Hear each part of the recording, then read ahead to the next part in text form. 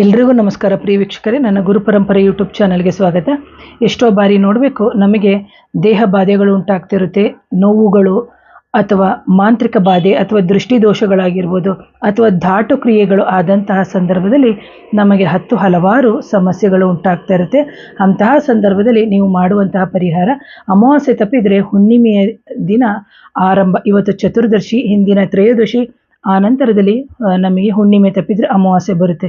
ನೀವೇನು ಮಾಡಬೇಕು ಅಂದರೆ, ಒಂದು ಶುದ್ಧವಾದ ತೆಂಗಿನಕಾಯಿಯನ್ನು ತಗೊಂಡು ನೀವು ಯಾರು ತೊಂದರೆ ಅನುಭವಿಸ್ತಾ ಇರ್ತಾರೆ ಆ ವ್ಯಕ್ತಿಗೆ ತಲೆಯಿಂದ ಹಿಡಿದು ಕಾಲಿನವರೆಗೆ ಪೂರ್ತಿಯಾಗಿ ದೇಹಕ್ಕೆ ಈ ಥರ ಉಜ್ಜಬೇಕು.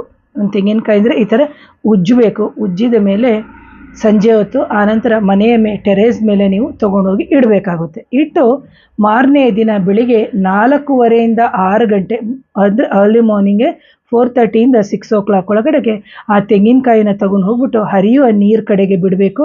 ಇಲ್ಲದಿದ್ದರೆ ಯಾರೂ ಇರುವಂಥ ಒಂಥರ ನಾವು ಹೇಳ್ತೀವಲ್ಲ, ನಿರ್ಜನ ಪ್ರದೇಶದಲ್ಲಿ ಇರುವಂತಹ ಅರಳಿ ಮರ ಆಗಿರ್ಬೋದು ಅಥವಾ ಆಲದ ಮರ ಅಂತ ನಾವೇನು ಹೇಳ್ತೀವಿ, ಅಲ್ಲಿ ಗುಂಡಿ ತೋಡ್ಬಿಟ್ಟು ಆ ಕಾಯಿಯನ್ನು ನೀವು ಊತ ಹಾಕಿ ಬರಬೇಕು. ಇದನ್ನು ಮಾಡಬೇಕು. ಎಷ್ಟು ದಿನ ಮಾಡಬೇಕು? ನಿಮಗೆ ಸಮಸ್ಯೆಗಳು ನಿವಾರಣೆ ಆಗೋ ತನಕನೂ ಮಾಡಬೇಕು.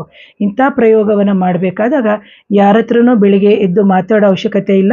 ಜೊತೆಗೆ ಇಂಥ ಪರಿಹಾರಗಳನ್ನ ಗೌಪ್ಯವಾಗಿ ಮಾಡ್ಕೊಳ್ಳೋದ್ರಿಂದ ನಿಮಗೆ ಗ್ರಹಗಳಲ್ಲಿ ಏನಾದರೂ ಬಾಧೆಗಳಿದ್ದು ಅಂತಂದ್ರೂ ಸಮೇತ ದಶಾಭುಕ್ತಿಗಳ ಸಮಸ್ಯೆಯು ನಿವಾರಣೆ ಆಗುತ್ತೆ. ಆ್ಯಂಡ್ ಎಗೇನ್ ಬಂದು ನೆಗೆಟಿವ್ ಎನರ್ಜಿ ಅಥವಾ ಮಾಂತ್ರಿಕ ಬಾಧೆಗೆ ಸಂಬಂಧಪಟ್ಟಂತಹ ಸಮಸ್ಯೆಗಳು ನಿವಾರಣೆ ಆಗುತ್ತೆ ಅಂತ ಹೇಳ್ತೀನಿ. ಪ್ರೇಕ್ಷಕರೇ, ಯಾರಾದರೂ ನನ್ನ ಚಾನಲ್ನ ಮೊದಲನೇ ಬಾರಿಗೆ ನೋಡ್ತಿದ್ರೆ ದಯವಿಟ್ಟು ಚಾನಲ್ನ ಸಬ್ಸ್ಕ್ರೈಬ್ ಮಾಡಿ, ಲೈಕ್ ಮಾಡಿ, ಶೇರ್ ಮಾಡಿ, ಕಮೆಂಟ್ ಮಾಡಿ. Once again thank you. ನಮಸ್ತೆ.